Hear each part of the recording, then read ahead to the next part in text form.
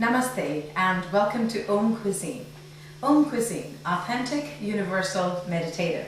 You're going to have a blend of so many different parts of the world.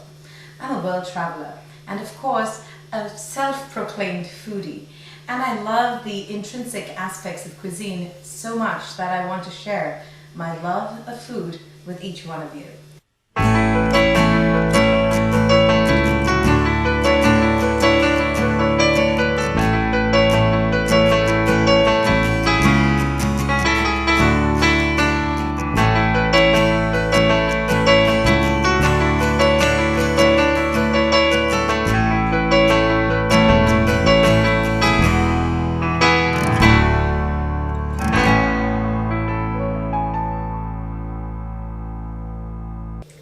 Good evening and welcome back to Om Cuisine, authentic, universal, meditative. Tonight I'm going to teach you to make something really special with a flavor from India, and it's going to be a pigeon pea dal. Pigeon peas are called tur dal, so if you go to the Indian store you could get tur dal, but nowadays most of the natural food stores have pigeon peas as well. It's called thoram parippu in Tamil Nadu, and all you first need, of course, is a really hot pan. But I'm going to put in some grapeseed oil. The problem with using extra virgin olive oil for high temperature cooking is that all of the essential fatty acids evaporate. And sometimes, if it reaches that fuming point, it can actually turn carcinogenic. And we don't want that type of stuff happening to us. So just warm that up nicely all over the pan. And remember, no non-stick, okay? No non-stick. So we're going to put in some cumin seeds. Cumin seeds are otherwise called jeera, and they're extremely good. It's a beautiful digestive thing, and I absolutely love it. I love the flavor of cumin so much that I put it in most things that I do. I allow it to splatter, but not burn. So with the magic of television, of course, we have some cut tomatoes. And I'm going to put these tomatoes straight in with all of those liquids. Remember, tomatoes, if they're not cooked, are really acidic. You want as much as possible to make sure that your tomatoes are cooked so that they release lycopene and it's heart healthy. As I said, I'm going to teach you to make a recipe that is very good for yourself and your loved one. And there's nothing better in this world than to share a recipe made with love for your loved one. So while the tomato is getting to know the cumin really well, we are going to get some ginger into the little grinder.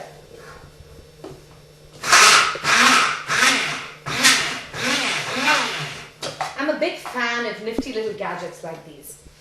Of course, I can't mention the company, but Google. These days, everybody is smart about that. It actually kind of helps with the cleanup at the end of it, so I really need only so much ginger, so I'm not going to take like this big thing and blend it and everything. So I'm going to put some ginger in there. I love ginger. Ginger is a fantastic anti-inflammatory root. It's a lovely tuber, very pungent. It has a lot of spice in it, and it's also very good as a carminative and a digestive. So there you go, look at that. We have the tomato sauce coming out of the tomatoes, getting to know the cumin, and now they've suddenly become friendly with the ginger. We have quite a party going on there. And what we're going to do is we're going to add the cooked tur dal. I love the smell of cooked tur dal. When I was a little girl, my dad used to make this thing called parippu sadam, which is nothing but tur dal and rice. But, you know, he'd put all these vegetables in it and he did it with so much love, and I'd be like, I can't eat so much. But, you know, he's a doctor, but he also believed in a lot of old wives' tales, and he thought that his children would be healthy and high nutritive content only if we had parippu sadam. So every time I smell cooked tur dal, I always think of him. And especially for my little brother, he'd make these humongous chunks of parippu sadam, and oh my God, this child would be like in agony. He'd be like, I can't eat it. And he'd hide it in little tumblers and put it underneath the dining table until my father left the dining table. I call him Dada. He's a very endearing person, and I think my love of food and cooking A big part of it came from him. So there you go. Look at that. It's like really getting to know. I would probably want to put a little bit more tur dal. And if you've noticed, I haven't really put salt as yet. I'm getting to really understand what all these flavors are about just by smelling them, and the waft here is just delicious. We'll put a little bit more ginger in there. Excellent. I'm going to use dill leaves for this recipe. Much later though. But dill leaves, I want to tell you something very interesting about dill leaves. First of all, they have a beautiful smell. In this country, that is in the United States, people mix dill leaves with things like cream cheese. But dill leaves are very well known for like an anti-flatulence type of agent. And since this is for somebody you love, you probably, want to get really close to this person. It's really good as, for bad breath. So if you have bad breath, this is your buddy. So there you go. Now it's time for me to put some of these red chilies in. These dried red chilies are an integral part of Indian food. We tend to use a lot of red chilies, but I don't even think it's native of India. But we take a bit of everything. We are like that. So this is a wet and a dry grinder. I just love the whole idea. So that's it. Here I go. I'm going to put in some chilies. Very nice. Some of that ginger from the time I used it before is there, but what the heck. Let's put it in.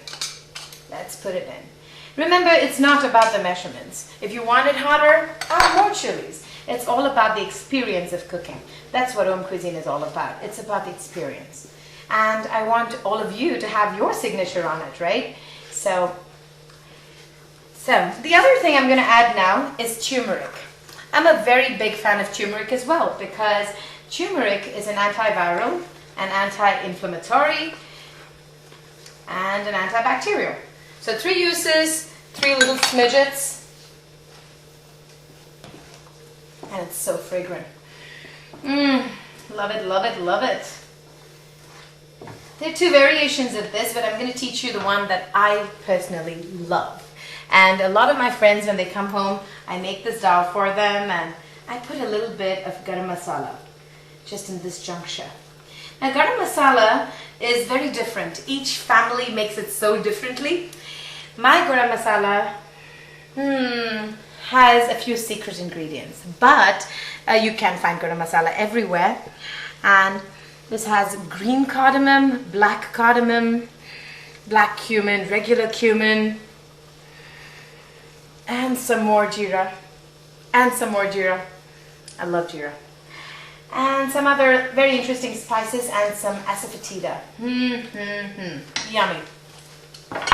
It's time to salt now, so I'm going to put a little bit of the salt in here and start adding the dill leaves. Oh, I love this. This is what they call the colors. I love the colors popping alive. I wouldn't have liked to be anybody else. I love being an Indian, really, because everything in our country is so colorful. Though I shouldn't say it here.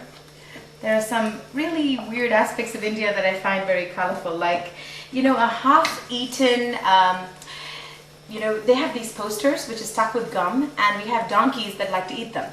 And even the half-eaten poster is just so colorful. Ooh, what can I say? Anyway, coming back to this, not the donkey. That's so good. That's so good.